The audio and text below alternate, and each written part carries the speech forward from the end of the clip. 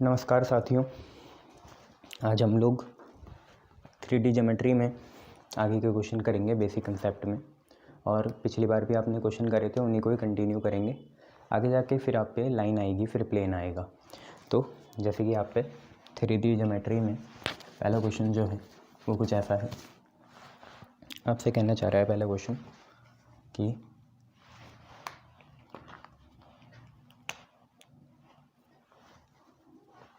आपसे कहना चाह रहा है अलाइन, एक लाइन है, makes 60 degree, 45 degree with positive direction. देखो, डायरेक्शन कोसाइन भी पॉजिटिव डायरेक्शन में ही लेते हैं। अगर आपको नेगेटिव डायरेक्शन बोल रखा तो 180 माइनस समथिंग कर देना। तो align make 60 degree 45 degree with positive direction of x axis and y axis. Question बोला what acute angle does it makes with z axis के साथ कितना एंगल बनाएगा। ठीक है, ये आप पे क्वेश्चन है कि एक लाइन है वो 60 डिग्री बना रही है एक्स एक्सिस की पॉजिटिव डायरेक्शन के साथ और 45 डिग्री बना रही है वाई एक्सिस की पॉजिटिव डायरेक्शन के साथ, तो कितना एंगल वो जेड एक्सिस के साथ बनाएगी। तो अगर लाइन 60 डिग्री एक्स एक्सिस के साथ बना रही है तो डायरेक्शन कोसाइन होगा कॉस अल्फ़ा, जिसकी वैल्यू होगी कॉस कितनी 60। कॉस 60 होता है कितना हाफ, और यही आपका हो जाएगा एल। ठीक है, नेक्स्ट वाई एक्सिस के साथ वो 45 बना रही है तो कॉस बीटा बराबर आ जाएगा कॉस 45 के। कॉस 45 होता है 1/√2, इसे मान लेंगे m। और हमें कॉस गामा निकालना पड़ेगा, तभी हम गामा एंगल निकाल पाएंगे जो वो z एक्सिस के साथ बनाएगा।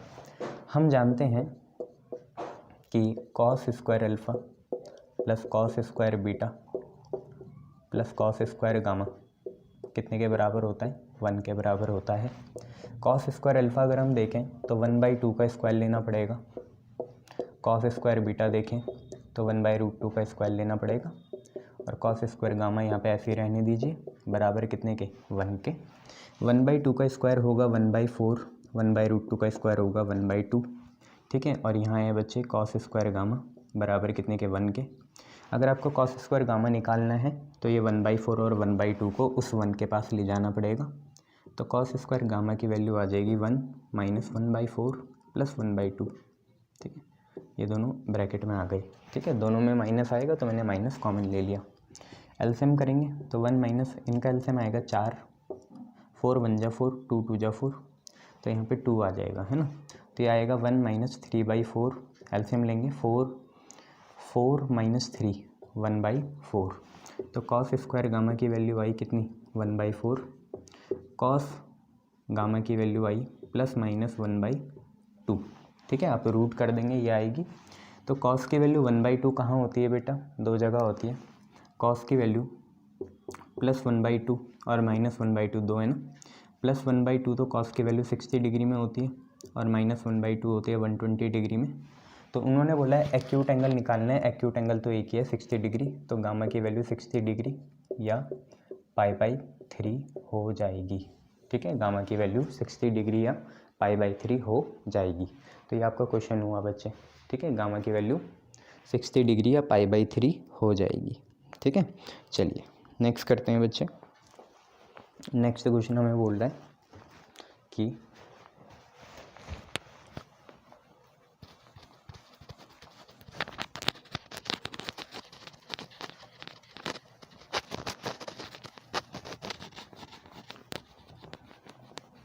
आपको नेक्स्ट क्वेश्चन ने कहा कि आपको निकालना है क्या चीज़, डीसीज निकालने। डीसीज निकालो of vector r6i plus 2j minus 3k। अब ये आपके लिए केक वॉक है, आराम से निकालिए, काफ़ी आसान है ये निकालना, आपको आता है कैसे निकालना है, निकाल लीजिए। ठीक है, निकाल रखो। डी आर्स आपको पता है क्या है, डीसीज निकाल लीजिए। डी आर वही होते हैं जो नंबर होते हैं, आई के आगे जो है, जे के आगे जो है, के आगे जो है, वही आपके डी आर्स होंगे। डी सीज आप निकाल लीजिए, ठीक है। तो डी आर डी सी का ये चक्कर होता है। डी आर डी सी के क्या होता है, प्रोपोर्शनल होता है, वहीं से निकालेंगे बच्चे ने। तो निकलेगा कैसे साथियों, सिंपल सी बात है, हमें पता है डी आर्स हो जाएंगे इसके कितने। अच्छा ये थोड़ा गीला गीला हो गया ना, तो सुखा देते हैं इसे। हमें पता है इसके डी आर्स जो होंगे वो क्या होंगे, नंबर होंगे प्योरली 6, 2, -3। हमें पता है आर का मॉड कितना आएगा, √6 का स्क्वायर प्लस 2 का स्क्वायर प्लस -3 का स्क्वायर, यह आएगा। आर का मॉड फिर कितना आ जाएगा, 6 का स्क्वायर होगा 36, 2 का स्क्वायर होगा 4, -3 का स्क्वायर होगा प्लस का 9। 36 और 4 40, 40 और 9 49, 49 रूट होता है 7 का। तो आपको LMN या cos alpha cos beta cos gamma मिल गया। L कैसे निकलेगा, 6 पकड़ो और इसके नीचे मॉड लगा दो, कितना है 7। M कैसे निकलेगा, 2 पकड़ो और उसके नीचे मॉड लगा दो, कितना है 7। N कैसे निकलेगा, -3 पकड़ो और उसके नीचे मॉड लगा दो 7। ये डी आर्स है x का, ये y का, ये z का, ये डी सी है x का, ये y का, ये z का। आप ऐड करोगे दोबारा इनका स्क्वायर का सम 1 ही आएगा, ठीक है। चलिए नेक्स्ट क्वेश्चन करते हैं।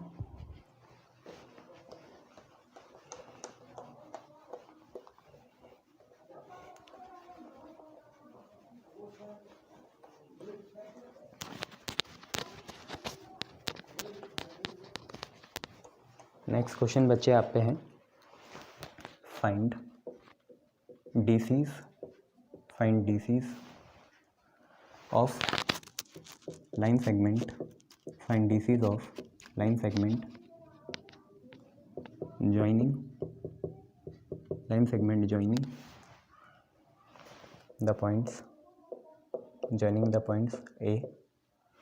A कितना है, 7 -5 और 9, 7 -5 और 9, एंड B क्या है, 5 -3 और 8, 5 -3 और 8, ये है, ठीक है। इनसे निकालना है आपको, डायरेक्शन कोसाइंस निकाल लेंगे। इन लाइन सेगमेंट को ज्वाइन करने वाला जो होगा वो वेक्टर क्या होगा, आप वेक्टर निकाल लीजिए बच्चे। वो वेक्टर होगा x2 - x1 i कैप। हाँ, ये आप डिस्प्लेसमेंट वेक्टर निकाल रहे हैं हम सीधा, इसका पोजीशन वेक्टर बनाएं, OA vector 7i - 5j + 9k, 5i - 3j + 8k, और उनका डिस्प्लेसमेंट वेक्टर होगा फाइनल माइनस इनिशियल। मैं सीधा लगा रहा हूँ x2 - x1 का i cap plus y2 - y1 का j cap plus z2 - z1 का k कैप, ठीक है साथियों। अब ये है x1 y1 है, x1 y1 z1, ये है x2 y2 z2, ठीक है। तो x2 - x1 करेंगे तो 5 - 7, 5 - 7 i कैप, y2 - y1 -3 और माइनस माइनस हो जाएगा प्लस का 5 j cap plus z2 - z1 8 - 9, 8 - 9 k cap, ये हो गया। तो r वेक्टर आया -2i cap plus 2j cap और -k कैप। बस इसका मॉड निकालते हैं।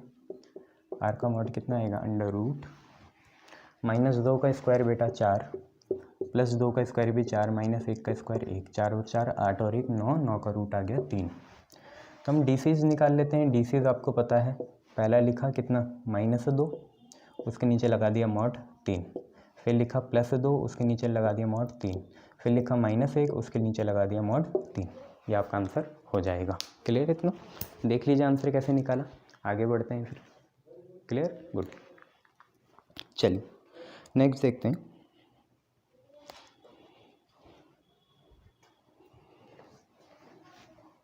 नेक्स्ट क्वेश्चन है,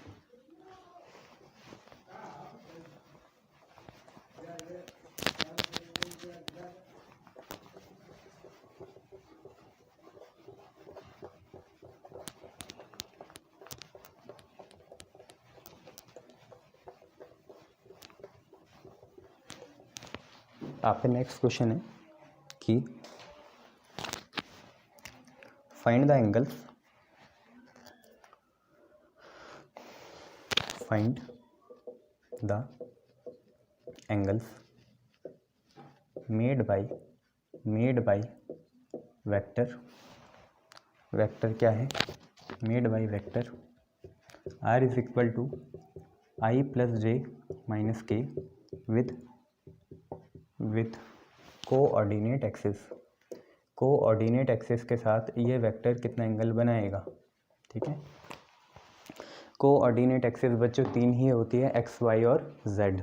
पहले हम उनके डीसीज लिख लेते हैं। तो आपको मैंने बताया था डीसीज ऑफ x एक्सिस मतलब x का एंगल कितना होगा, 0 होगा, बाकी सारे 90 होंगे। cos 0 1 होता है, तो 1, 0, 0। y एक्सिस का, या सिर्फ y एक्सिस में ऐसा याद रखो y ही जिंदा रहेगा, बाकी सारे 0 होंगे। 1 ही क्यों आता है, क्योंकि cos 0 1 होता है इसलिए आता है। ये मैंने आपको पिछली बार कंसेप्ट में बताया था। z एक्सिस का हो जाएगा 0, 0 और 1। ठीक है, तो x एक्सिस का DC ये रहा, y का ये रहा, z का ये रहा। अब हमें वेक्टर जो दे रखा है उसके DC निकाल लेते हैं। r है i प्लस जे प्लस के, इसका मॉड निकालेंगे तो अंडर रूट 1 का स्क्वायर प्लस 1 का स्क्वायर प्लस 1 का स्क्वायर कितना आ जाएगा, 3 आ जाएगा, है ना। 1 + 1 + 1 √3। तो डीसीज ऑफ आर के डीसीज क्या आए, खुद देखिए, आगे के आई के आगे कितने हैं 1, उसके साथ नीचे मॉड √3, ये भी 1/√3 और के भी कितना आया 1/√3 आया। अब एक बता देंगे, बाकी सिमिलरली लिख देंगे, होगा तो ऐसे ही। देखिए आपको एंगल पता है, एंगल कैसे निकलेगा यहाँ डीसीज के रिस्पेक्ट में। कॉस थीटा मैंने आपको बताया था कितना होता है, L1 L2 plus M1 M2 plus N1 N2। या तो आप इनको वेक्टर्स बनाओ, या तो आप वेक्टर्स से भी कर सकते हो। एक्स एक्सिस के डीसी का वेक्टर प्रोडक्ट बना दो आप, है ना, कोई फ़र्क नहीं पड़ेगा, नीचे मॉड 1 ही आएगा। तो यह है i प्लस जे प्लस के, i प्लस 0 जे प्लस 0 के, और वो है i प्लस जे माइनस के।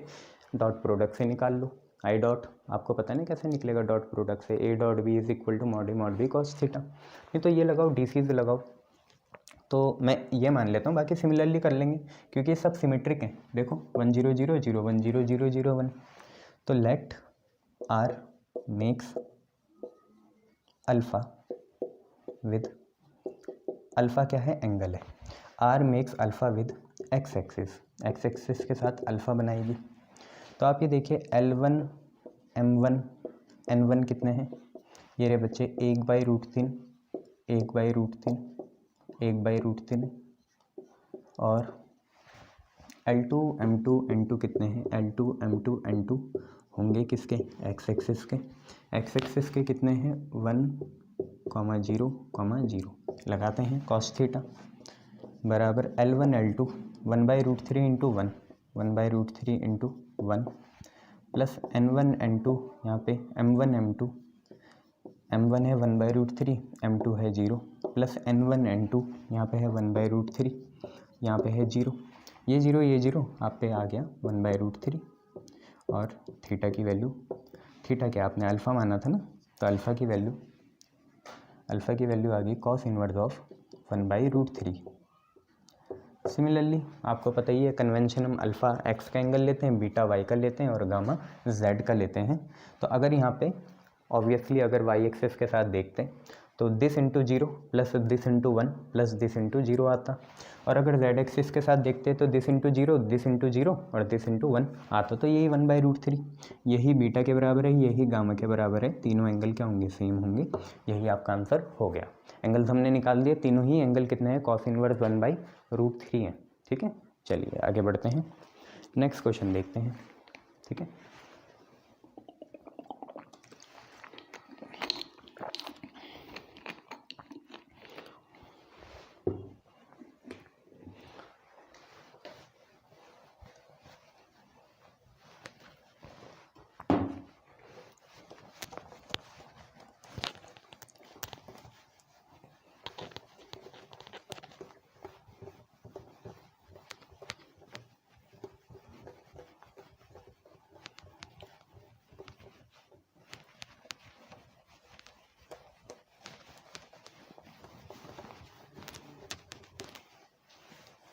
देखिए क्या है नेक्स्ट क्वेश्चन।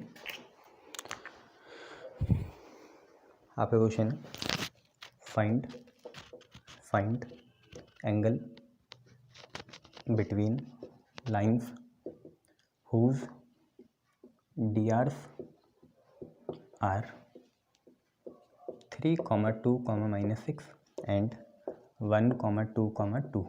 ये जो दो लाइन्स है जिनके बीच में कुछ एंगल है उनके DRs दिए रहे।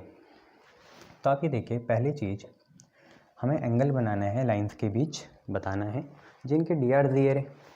तो अगर हमें DRs दिए दे रखे कितना 3, 2, -6, लेटस से इनके साथ जो मॉडुलस है वो m1 है।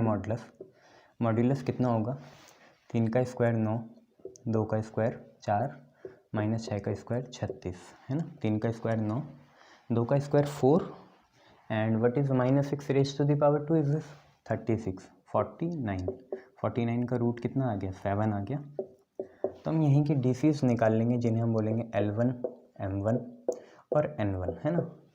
छोटे से छोटे में आपको ये करने हैं, ज़्यादा टाइम नहीं बिताना। तो 3 है वहाँ 7 है तो 3/7 आ गया। 2 है वहाँ 7 है तो 2/7 आ गया। -6 है वहाँ 7 है तो -6/7 आ गया। दूसरी चीज़, दूसरे DRs आपको दे रखे 1, 2, 2।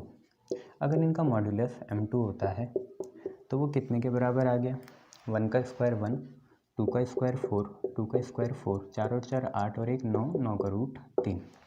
तो अगर इनके DCs L2, M2 और N2 होते तो वो कितने के बराबर आ जाते हैं। यहाँ 1 है वहाँ 3 है तो 1/3, यहाँ 2 है वहाँ 3 है तो 2/3, यहाँ 2 है वहाँ 3 है तो 2/3।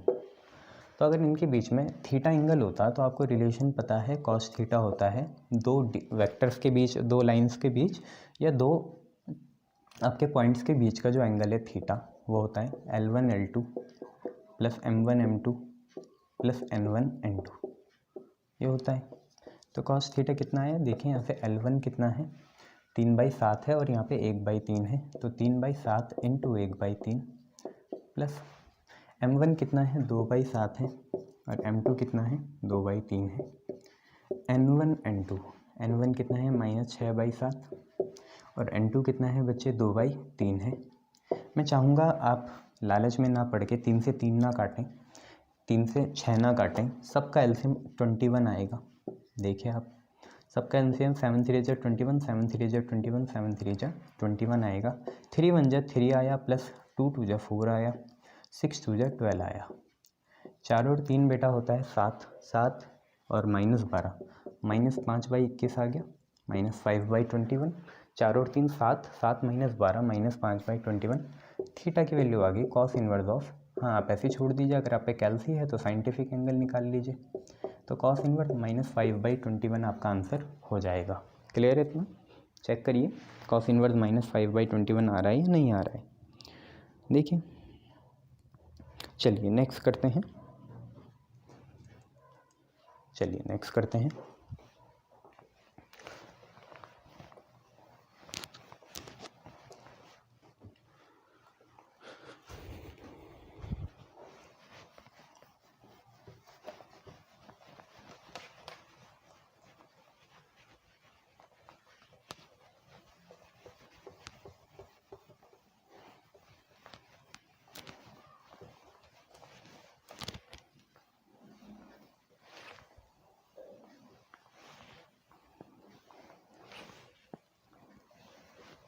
देखिए नेक्स्ट क्वेश्चन बच्चे आपके क्या है।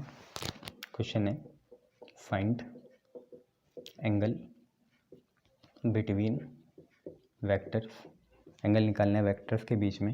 वेक्टर्स हैं R1 = 4i - 3j + 5k and R2 है 3i + 4j + 5k, यहाँ पे है। अब ऐसा मत समझना ये 3D का क्वेश्चन है, वेक्टर का क्वेश्चन भी है, 3D से भी हो जाएगा, DCs निकाल लो, ये होंगे। तो अगर हम मेथड 1 देखें तो देखिए DRs पहले वाले कितने हैं, पहले वाले DR हैं 4 -3 और 5, और बच्चे दूसरे वाले DRs कितने हैं 3 4 और 5। दोनों का एलसीएम लगभग या मॉड्यूलस सेम ही आएगा। इसका भी मॉड्यूलस M1 मान लो, इसका आप M2 मान लो, मॉड्यूलस कितना आएगा बच्चे, यहीं से निकाल लीजिए। एक 4 है, एक 3 है, एक 5 है, 4 3 5 है, 4 का स्क्वायर 16, 3 का स्क्वायर 9, 5 का स्क्वायर 25, 16 और 9 25, 25 प्लस 25 50, 50 को लिख सकते हैं 2 × 25, 25 का बाहर आएगा 5, तो 5√2 दोनों का ही क्या आ जाएगा, मॉड्यूलस आ जाएगा। तो इसका भी 5√2, इसका भी 5√2 आ गया। ठीक है, अब इसके बाद जब हम पे मॉड्यूलस आ जाए तो हमें क्या करना है, अब बेसिकली हमें अब ये देखना है कि इनके डीसीज क्या हैं। तो डीसीज निकालने के लिए हम यहाँ लिखते हैं एक जगह L1 M1 N1 और एक जगह लिखते हैं L2 M2 L2 M2 और N2, ये 2 लिख दिए। L1 M1 N1 क्या होगा, यहाँ पे देखिए 4 है, 4 के नीचे आ गया 5√2, फिर है -3, उसके नीचे आ गया 5√2, फिर है 5, उसके नीचे आ गया 5√2। लालच आएगा 5 से 5 कैंसिल कर दें, बट करना मत, एलसीएम सेम आ जाएगा। इसके डीसीज निकालते हैं 3, 3 के नीचे 5√2, फिर है 4, 4 के नीचे 5√2, फिर है 5, 5 के नीचे 5√2। अब आपको पता है अगर इनके बीच का एंगल थीटा होता तो कॉस थीटा क्या होता है बच्चे, L1 L2 plus M1 M2 plus N1 N2 होता है। अभी देखा तो L1 L2 4/5√2 में मल्टीप्लाई करेंगे 3/5√2 प्लस M1 M2 -3/5√2 में मल्टीप्लाई करेंगे 4/5√2, फिर N1 N2 5/5√2 में मल्टीप्लाई करेंगे बच्चे कितना, 5/5√2। तो अगर यहाँ से देखें हम कितना आ रहा है, अगर हम यहीं से देखें क्या आ रहा है, तो बच्चे हम पे आ रहा होगा एलसीएम कितना आएगा, 5 5 25, √2 2, 25 × 2 50, यहाँ से भी यही आएगा 50, यहाँ से भी यही आएगा 50, 5 5 जो 25, 25 2 जो 50। तो कॉस थीटा बराबर आया कितने के बच्चे, नीचे आ गया 50, नीचे आ गया 50, 50 के बाद 4 3 कितना 12, -4 × 3 -12 और 5 5 जो कितना 25। बच्चे इससे ये कैंसिल हो गया, तो आपका आया 25/50, 25/50 होता है हाफ। कॉस थीटा की वैल्यू हाफ है, थीटा की वैल्यू हाफ कब होती है, 60 डिग्री में होती है, या जिसे हम π/3 भी लिख सकते हैं। नहीं तो आप डॉट प्रोडक्ट से भी कर सकते हैं, है ना, 2 वेक्टर हैं तो A.B upon mod A mod B ऐसा कर लीजिए, तब भी एंगल निकल जाएगा, ऐसी कोई बात नहीं, एंगल हाफ ही आएगा। अगर आपको इस मेथड से सहज नहीं लग रहा तो हम उस मेथड से भी कर सकते हैं। उस मेथड के लिए हमें क्या करना पड़ेगा, उस मेथड के लिए हमें फार्मूला लगाना पड़ेगा। वो फार्मूला क्या होगा बच्चे, देख लो आप भी।